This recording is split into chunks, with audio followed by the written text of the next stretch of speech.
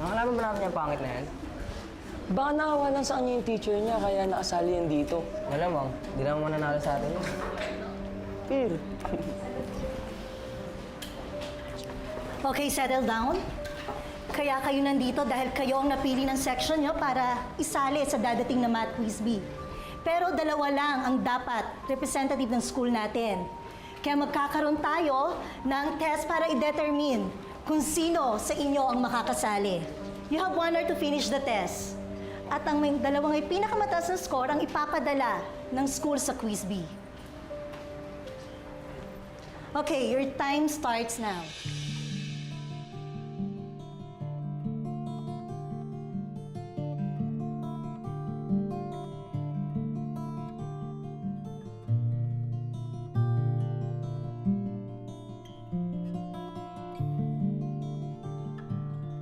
Ready na ba kayong malaman kung sino ang makakasali sa Quiz B? Yes, ma'am! Ang nakakuha ng second highest score, Kirby Palermo.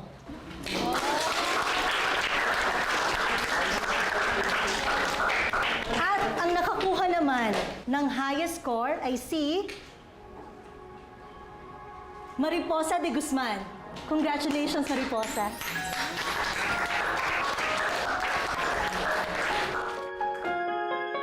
Panalo talaga yung beauty mo, si? Ay, nako, of course. Ay, bakit pati dito sa school suot mo yung sash mo? Pati trophy? Okay lang? Siyempre, no, para may proof ako na isa akong beauty queen. At saka ipapakita ko to kay Inigo. Mariposa! I've heard isa ka sa mga representative natin sa Math Quiz B. Congrats. Salamat. Sisikapin ko talagang manalo. Make our school proud. Congrats. Che. Taray, te. Dead beauty mo. Yeah, mas pinansin niya si Mariposa kesa sa'yo. Ouch. Magtigil nga kayong dalawa. Tara na nga. Aga-aga sumit. Bilisan nyo! Galit na galit, friend. Oo. Ay, ang galing-galing naman ng anak ko. First runner-up, ang galing mo talaga. Beautiful. Naku, Nay, sayang. Kasi ako dapat talaga yung magcha-champion eh. Kaya lang nanigas ako dun sa question and answer. Ang hirap kasi, sinadya yata yun. Hindi, amo na.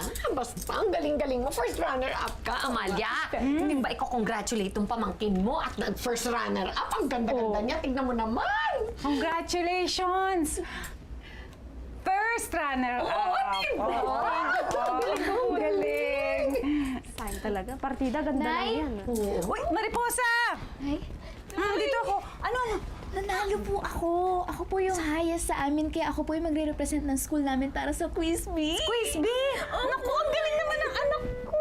Talino! Halika, kwentuhan mo ako. Ilan ba kayo naglaban-laban dun? Dami Marami? po kami kasi per class po kami. Galing-galing talaga ng anak ko. Itong higad na to, pabida talaga. Amo na yan, anak.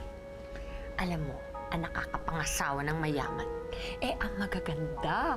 Hindi yung mga matatalinong pangit. Eh, Mami, ibang klase yung higad na yun eh. Hindi ako pinansin ni Inigo dahil sa kanya, napahiya patuloy ako. Ano? Teka, anong balak mong gawin? Eh, sa perya na siya ulit nagtatrabaho, di ba? Alam ko na. Matalino ka talaga. Sabi ko naman, Mami, yung eyes ko! Patingin, patingin.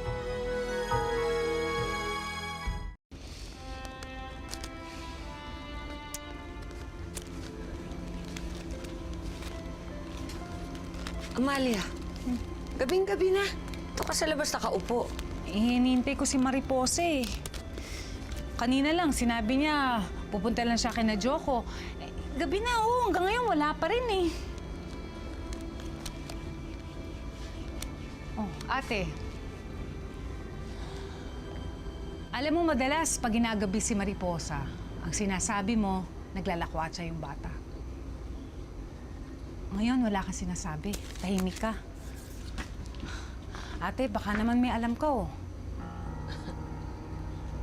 Bakit hindi yung insekto mong ampo ng tanongin mo, ha? Wag ako.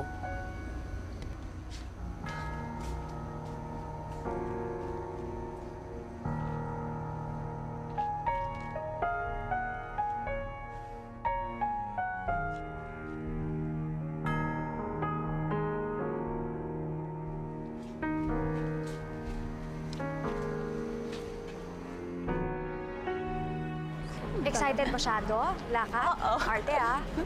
Ay, friend! Oh, bakit kayong dalawa lang? Ay, parating na sila. Siguraduhin nyo madami kayong dala. Ewan ko dito.